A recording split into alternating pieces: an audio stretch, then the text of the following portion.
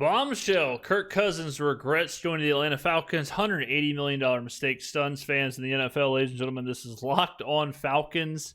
This has just been, I've just been really enjoying the Kirk Cousins conversation because a couple of years ago, whenever the Kirk Cousins deal came down, the Derek Carr deal came down, per usual, everyone was slamming the Carr deal. But they were like, no, cut the Cousins deal. No, that's great. Kirk is great. Kirk is fun. He does the dance. He does the Kirko chains things. No, he says the thing. He's cool. No one thought about, hey, isn't Kirk like off of an Achilles injury? Doesn't $180 million seem like a lot? Like, what's going on here? And then they take Michael Penix. Hey, why did they do that? Why would they get Kirk in a win now move, but then get Penix in the top 10? What's going on here? And everyone's like, no, Atlanta's sweet. Do y'all remember last year? Y'all remember how Atlanta was getting all that love? Y'all remember how it was like, no, Atlanta can win the Super Bowl. Atlanta is an NFC title contender. Look, I think Kurt's going to play really well, Matt. Look, he's been a really good player. He's thrown for nearly 40,000 yards in this league. And Kirk Cousins absolutely sucked, and he could not come back from the Achilles injury, and he turned the ball over, and Atlanta was predictably a dumpster fire. Predictably, Kyle Pitts was a bust again for another year, but maybe this is the year Kyle Pitts figures it out.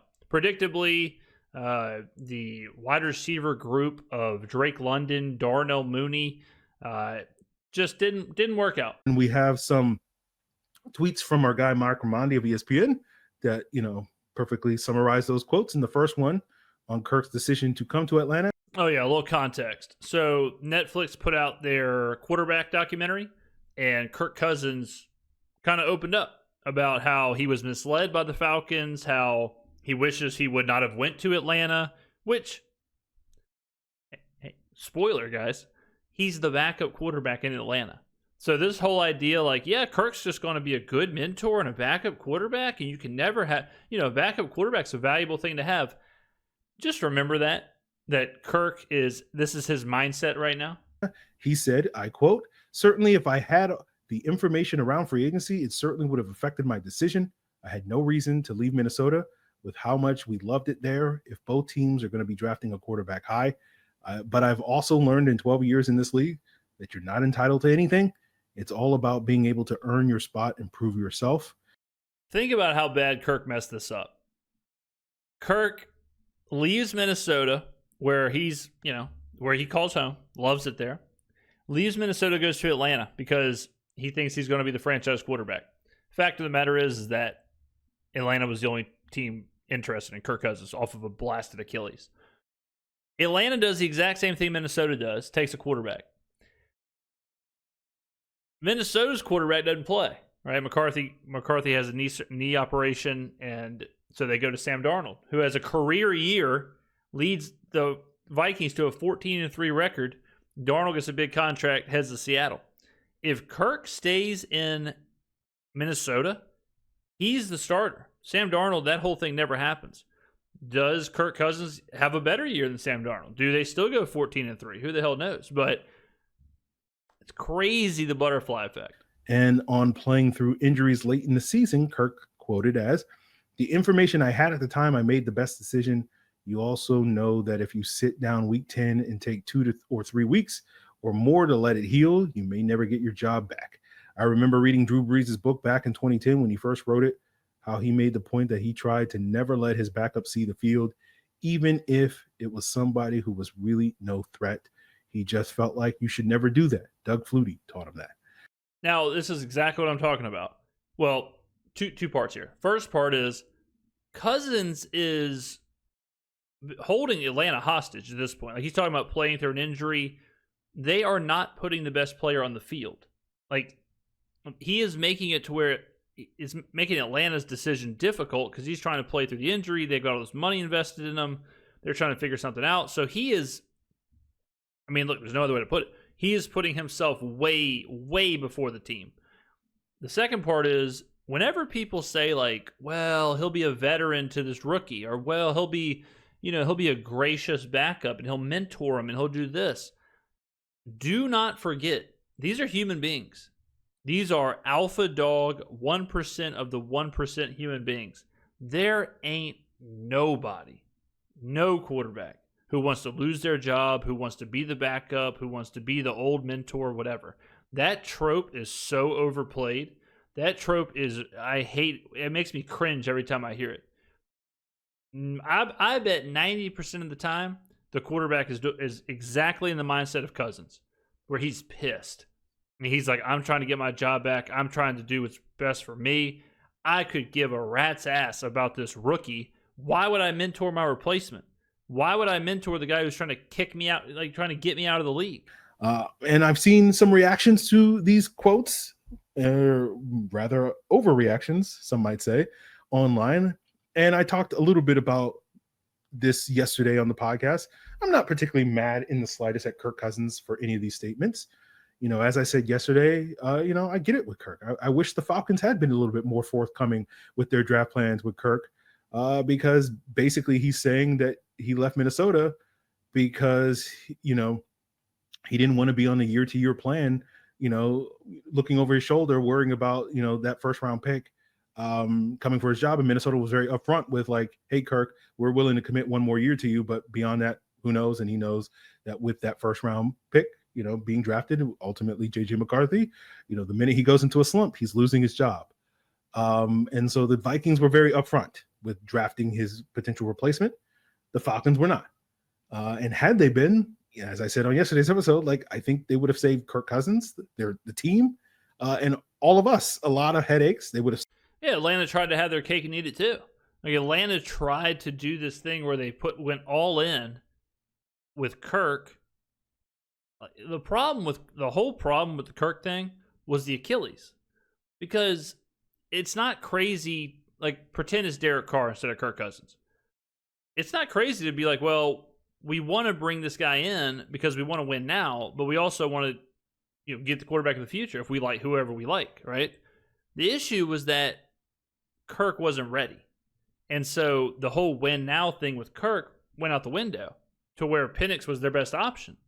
So, it's like, you never assign Cousins there, because if you're going to play Penix, just play Penix, right? Like, but what also, and we said this when the signing happened, is they crunched the window even more, because unlike with McCarthy, where he's young, whatever, let him sit, they drafted the oldest quarterback in the class.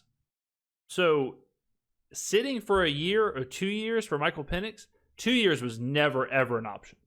You don't draft Michael Penix, have him sit for 2 years. That's not how it works. You would draft a 21-year-old, 20-year-old, and then let him sit for 2 years, like JJ McCarthy. All right, so the whole thing was a mess. The whole thing was front office just mismanagement. It was a complete disaster for Atlanta. And honestly, I think it's ridiculous that Atlanta doesn't get thrown over the coals a little more for this. This was an F from Atlanta, and continues to be an F, because, like I said earlier in the video, Kirk Cousins is the backup, okay? How do you think that makes Michael Penix feel? How do you think that makes Kirk Cousins feel in that locker room? We already know, he just said it on Netflix. But this idea like, oh, well, he's just an expensive backup. He's just a luxury to have. Is he? Or is he making Michael Penix feel, kind of iffy, or kind of or kind of a weird situation, or making it awkward for Penix, or like it just splits the room up. Like, all of that needs to be accounted for. Save themselves a lot of money over that, because Kirk's basically saying that, if those two outcomes were the likely, I would have just stayed in Minnesota. Hell yeah. With the injury stuff, I've seen, some people being very upset with that, because, I've seen some people call him selfish, and I'm like, it's 2025. Are we really getting mad at players for cutting through injuries, right? That's basically the job of being a professional athlete. I'll tell you why they're mad. It's not because he's gutting out the injury.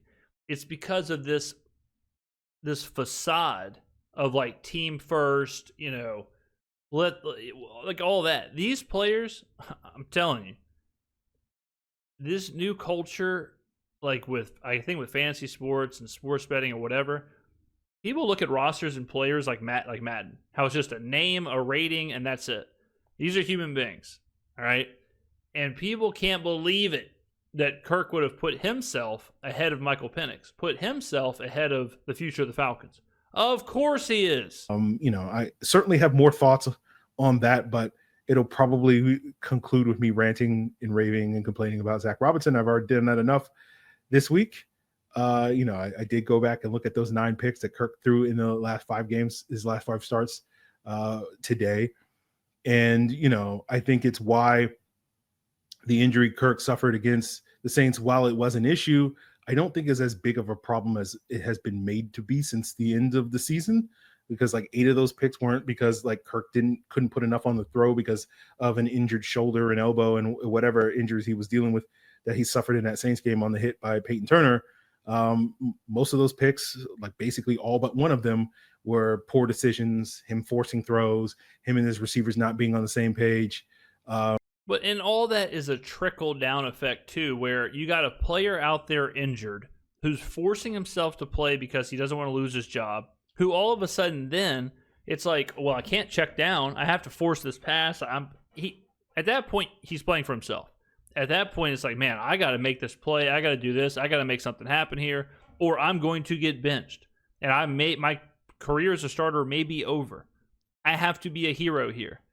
And all of a sudden, someone who's never really turned the ball over, played a conservative, all of a sudden is Mr. Gunslinger. Him, not living to play another down, right? Rather than him not being able to put enough on the football because he was hurt.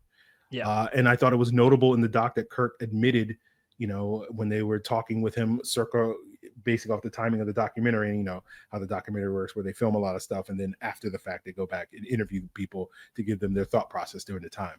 But around the time of after the Chargers game, Kirk admitted on the documentary that he was forcing things, right? He was pressing and he was forcing things. And certainly I think the injury absolutely contributed to that. But, I do feel like that's the part of the conversation that probably deserves more scrutiny. Like,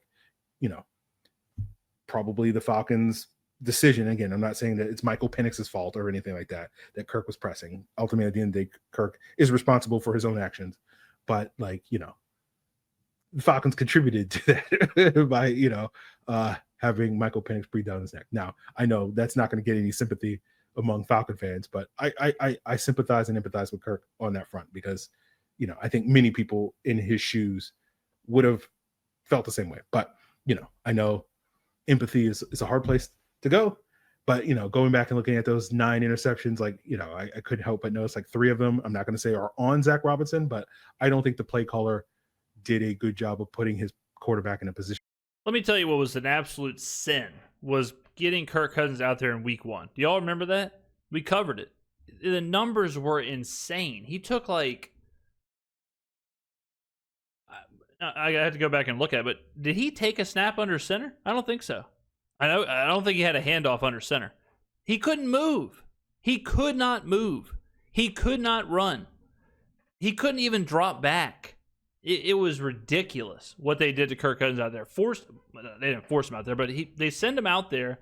He gets crucified off of. It was just such an organizational disaster. The whole thing, and it continues to be.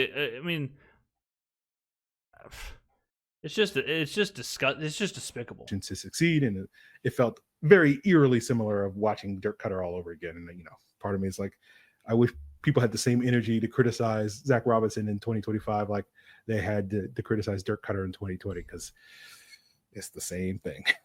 It's the same picture from The Office and whatnot. So, that was another thing that kind of stood out about this doc. Like Ben Johnson certainly got his love in terms of his contributions to Jared Goff's success in it. But we will leave that aside. And I highly recommend folks to. Yeah, but Atlanta will be good this year, right? Same song and dance, right? Oh, they have Bijan, they have Drake London, they have Michael Penix, they have Kyle Pitts. They're going to be good. Yeah. Same song and dance. Over and over and over. I don't know, man. But it is interesting. I think it's always interesting whenever players are transparent like this, because it just completely eliminates the kind of fugazi idea that these guys aren't, individuals. The idea that Kirk Cousins would just have no problem giving way to Michael Penix and just being this Mr. Miyagi, mentor. It's like, guys, that does not happen. That is not the case. We just heard Joe Flacco say that in Cleveland. Joe Flacco's 41. He was on his couch 2 years ago. And Joe Flacco's like, I'm not a mentor. I'm not here to mentor anybody. I'm here to start. I'm here to play. I'm here to win. The guy won a Super Bowl. These are alpha dogs. The fans think, yeah. He'll just, he'll just kind of raise this rookie quarterback like his own. He'll take him under his wing. Yeah, right. Get real. All right, ladies and gentlemen, interesting stuff from Kirk. I wish Kirk the best in his future endeavor now that he's out of Atlanta. Oh, wait. Never mind. I guess he's still the backup. All right. Okay. Ladies and gentlemen, thank you for watching. I'll see you in the next video.